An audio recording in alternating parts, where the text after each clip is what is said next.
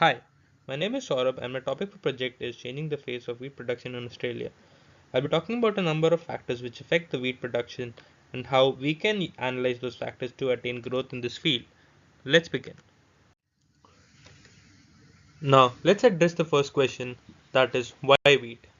Well, Australia is one of the third largest exporters of the wheat in the world.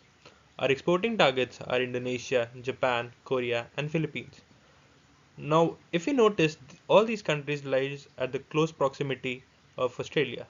We have land, climate, and suitable conditions for the growth of wheat. So why not use it? And finally, we address the question on how and what role can data analytics play in this.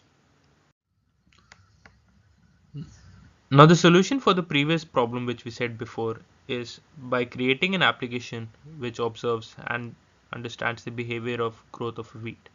For this, we'll be considering a variety of factors which impact the growth of wheat.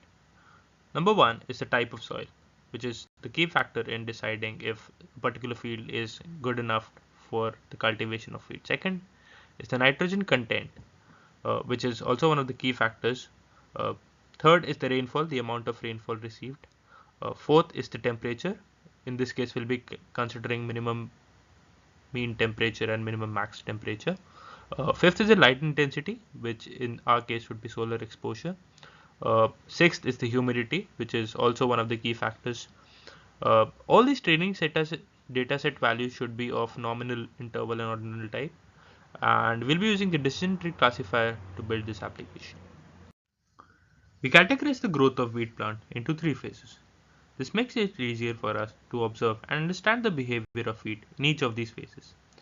Here in the image, we can observe three growth phases. Uh, Here is a forecast for the development of application. Uh, as we can observe, there are 8 stages which will be involved in the development of application. First is the requirement gathering. Here we'll be addressing our problem and constraints related to it. Second, we'll be shortlisting the entities which are required in the development. Third, we'll be acquiring data from various sources and we'll be inculcating this data set in as per our requirement in the application.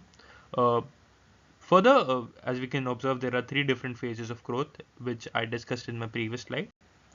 And finally, we perform analysis on the observation using our classifier and provide a result based on it.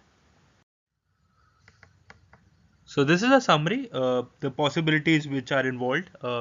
First is this can help us to become one of the top wheat exporters in the world, and second, it can be used for other crop growth as well.